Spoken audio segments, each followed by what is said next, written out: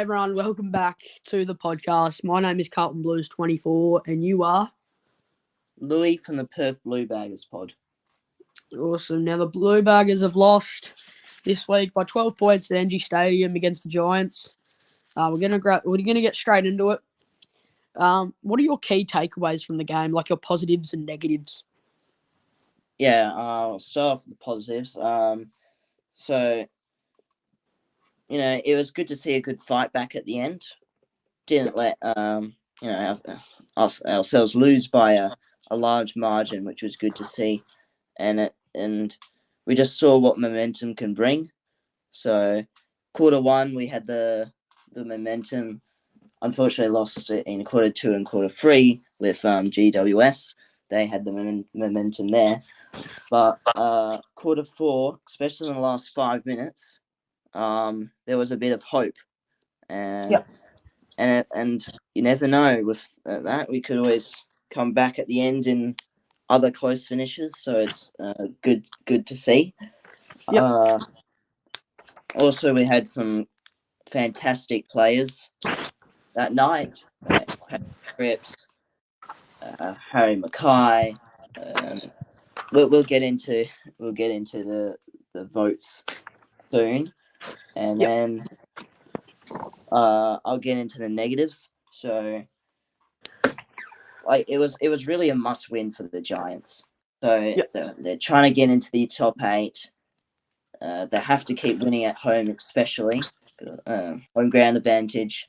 And there were premiership contenders at the start of the year, so we I don't think we came into the game writing them off or anything, because I'm sure they knew that GWS can fire and that they needed to that game. We conceded 70 points from stoppages, which is not good to see. Voss spoke in this press conference and identified that as an issue that they'll look at. That they managed to sort of strangle our ball movement after quarter time. So that was a clear game plan. A lot of tackling, a lot of pressure. Hello? So, yeah. You there? You there? What? You there? Sorry, it cut out for a second. I couldn't hear you. All right, I think it's okay on my end. We'll keep going on. The problem is the rather large negativity has been around how we didn't expect this loss after a few picture perfect rounds. Games. So we just looked like that we weren't the same team in the third quarter. But you have to give that to GWS. That I'm not sure if we were just bad or it was GWS were good. It was more likely that GWS were too good in that period of time. So you can go into your stuff. I'll go into my key takeaways from the game, where we started off really strong in the first quarter, getting up. I think it was about 39 to, I can't really remember their other score. With Williams and Harry Mackay kicking 3 goals in that first quarter to set us up for a big second quarter, but unfortunately that did not happen as the Giants broke away, playing some really good footy and some moving the ball really quickly, running over the top of us. Jesse Hogan played a huge quarter in that first half, with obviously Jacob Wiedering down in the rooms, and Brody Kemp had the job on him.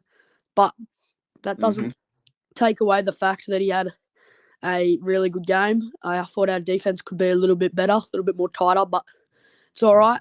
We're going to move on to next week, and I'm sure Voss will have a chat to our defenders during the week about what we can do to improve and to what we can, improve on and keep the same. But I'll head on to our third quarter, where we had a very late comeback in maybe the last 5 minutes, moving the ball very well as GWS were getting a little bit tired. They played a really strong, I think it was 10 minutes, maybe 10, 15 minutes, where they were still moving the ball really quickly, still getting it down there, and their small forwards were just going to work, kicking goals left, right, and centre. I think it got out to a 36-point game at one point, maybe. And then our fourth quarter is where we really dominated the plays. Patrick Cripps was huge. Matthew Kennedy was huge. And we'll get into the votes a little later. But they were huge in that last quarter, obviously having a massive impact, getting it down to our forward line, where Charlie Curnow kept his streak alive late in that fourth quarter, playing a big role as our deep full forward. Obviously, he didn't have the impact we would have all liked, but he kicked a goal and he got us that step closer. But unfortunately, it wasn't enough.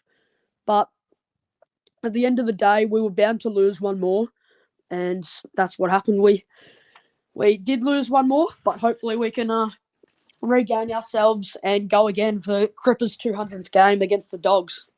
Yeah. A loss like this doesn't determine a season, so yeah, indeed. I think we're all good. There's one more thing I wanted to say. What was it? Let's get into the votes now. Yeah, all right. We'll get into the votes. Where did my votes go? There's my votes. Do you want to start us off, or do you want me to start us off? I'll start off. All right. So with 5 votes, I've got Cripper. I don't think that's even in dispute. He did all he could last night. Truly in career best form. It's his 200th game next week. Just led from the front. Something that has really developed in his game, I think, is that he's getting a few more contested possessions. Yeah. So also contested possessions, which is still keeping it probably the same level in his great games, like tonight, Saturday night. And he's been able to produce his 2022 goal kicking form, which has been good to see with another 2 goals this game. He amassed 33 disposals, 21 of which were contested, 4 tackles, 4 intercepts, 20 pressure acts, 11 clearances, which was an equal game high, 9 score involvements, which was an equal team high, and 2 goals, which all showcased his dominance. Yeah. Then I got for 4 votes, Matthew Kennedy. Like you said, he was very good in the fourth quarter, especially with getting 9 score involvements. Probably not all in that quarter, but probably most were from that quarter. His 9 score involvements were an equal team high with Cripps. Yeah. He was playing as a forward or outside mid role, I think, and he impacted the game offensively. So he tallied 21 disposals, 5 marks, 6 tackles, which he always does well, those tackles. He always gets a good amount of tackles. 2 goals, 2 goal assists, 22 pressure acts, 6 inside 50s, which was an equal team high. The 3 votes, Mackay, 5 goals. He would have been higher, but he just didn't have the same impact around the ground, I thought, not taking as many marks. Still had 11 disposals, not at 91% disposal efficiency, 4 inside 50s, and the 5 goals were all from set shots and did not miss. So that can silence the doubters, haters. Yep. 2 votes, Weeders. Yep. Battled hard all night after his corky. Kept Jake Riccardi to 8 disposals and just 1 goal. He also had an impact defensively too. 13 disposals, 5 marks, 8 intercepts, team high, 9 rebound 50s, game high, which is pretty impressive. 5 1%ers and 4 spoils. And then for 1 vote, I have Newman.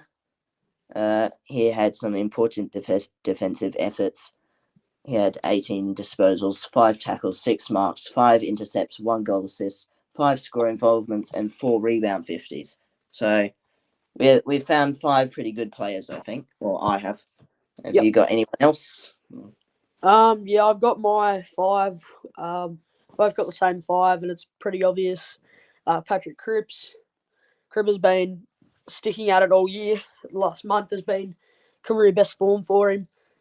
This week stuck at it all day. Kept the boys very tight in the midfield. Doesn't stop. He's a bull. He really, as you said, his possessions have been very good this year. I've noticed a really good thing in his running. His running's been sensational this year. Not just this year, it's been all around the years that he's played. He's been a great captain and a great leader from the front. And he gets the reward this week in his 200th game in the Navy Blues. But yeah, I'm going to move on to my number 4, where I got Tom De Koning. Might be a bit of an odd one, but he did lose the ruck battle, but I saw some really good signs from him. Obviously, being managed last week, comes back in this week and shows the form that he's been in the last few weeks. Came back into this week. He's played an important role. Played a strong role in our ruck. Obviously, lost the rock battle, but yeah, as I said, I saw some good things from him. And I'll move on to my number 3, where I got Matt Kennedy. As I said earlier today, Matt Kennedy had a huge fourth quarter and it really lifted us. Early in that fourth, I think he kicked maybe 1, and maybe later on he kicked his second. I think so. Yeah, but as you said, his 9 score involvements were amazing. He had probably most of them in the fourth quarter, where he wasn't even meant to play this week, but let alone comes back in and gives it everything. I'll go to my number 2 now, where I got Nick Newman. Yeah, he was huge, shutting down Toby Green. Yeah.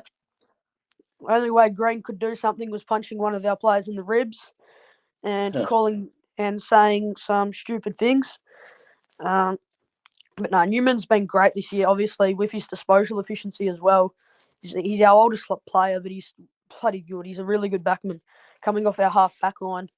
I thought he played a really good game. He's had a few really good games, but this week really shown what kind of summed up his season. Like, it's been good. Wasn't his best game, but it's still been reasonably really good. And I'll go to my number 1, where Harry Mackay. He kicked 5 goals. Obviously, you said he wasn't up as high in the ground, but he played a strong role. He does it every week, where he works hard. Helps out our small forwards, such as like our Orazio Fantasias, Elijah Hollands. He's been huge this year, and all of our like younger forwards, helping them out to set him up and stuff. And he's shown that he's a really stronger forward this year than what he was last year, and he's really silenced the haters, which is really good to see. Yeah, indeed. And we'll move on to our preview versus the Dogs. Who to look out for and changes versus the Dogs. So, first names that come up, Bontempelli, probably should be a Brownlow medalist by now. And he's certainly in the Brownlow race at the moment, you'd think. And then you'd also go with Treloar. He's been racking the 30 disposals pretty much every game as I've been checking. So, you would want to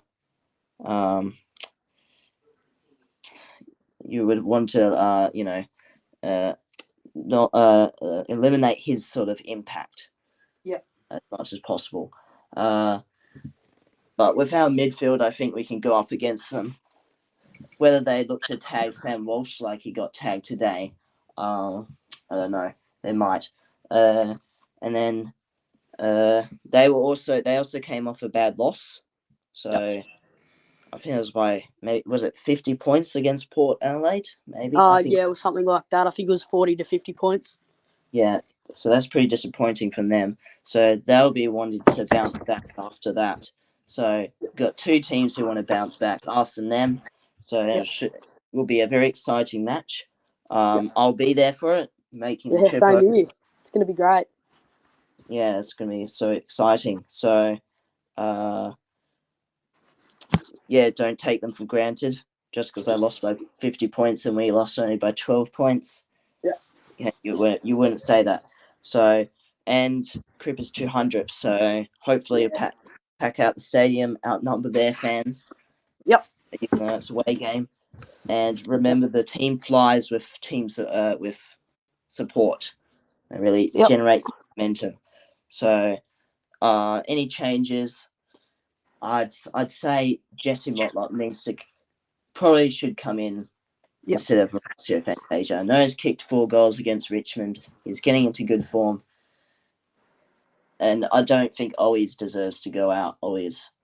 Yeah, it was pretty play rough. Otherwise, there's already talk about other teams trying to poach him from us because Stengel from Geelong has re-signed, so they'll be looking to get another small forward. So hopefully we keep him, and by keeping him, you give him more games. So I wouldn't get rid of Owies. So Orazio should come out for Jesse Motlop, and Jesse Motlop had 4 goals in the VFL. Key contributor to their win against the Giants. So that's the one change I'd make. I'll go on to my preview on who to look out for. So as you said, obviously the 2 big players for them is Marcus Bontempelli and Adam Treloar. I think Alex Chincotta will play a role on Adam Treloar to try and shut him down in our midfield. He's been really good this year. He's been really impressive. Obviously, Adam Treloar's had multiple 30 disposal games this year and quite a lot of them, but that doesn't, he's a great player. Someone's got to shut him down. Marcus Bontempelli, I think Cripper will go on him. Cripps is a Brownlow medalist, so I mean, hopefully he'll shut him down. But Bont should be a Brownlow medalist at the same time. Obviously, they're as you said, they're wanting to bounce back. They lost by 50-something on the weekend to Port Adelaide, and Port have been probably one of the biggest frauds this year. But anyway, I'll move on to my changes, where I got Orazio Fantasia going out and Jesse Motlop coming in for his first game. I think Jesse Motlop will start as a sub, but just to, give him a little bit more time in the senior side, but it's all right. And that's all I've really got to say. I'm going to move on to a little podcast update. As you all might know, I did take a big break, a few months, but it's all right. I'm back. We're back. I've got my new co-host here, Louis from the Perth Blueburgers pod, and it's going to be great. Trust me, it's going to be weekly. And go and check out the YouTube channel. This will be on YouTube, and it'll be on Insta as well. Go and give us a follow. Louis from the Perth Blueburgers pod, go give him a follow, and Carlton Blues 24, that's me. Go and give me a follow. And thank you all for listening. Have you got anything else to say? All right, thank you very much for listening. And then our pod will also be coming out soon, so we'll record that later today. And go and give that a listen as well, please, everyone. But thank you all for listening, and have a good day. See you, everyone. Cheers.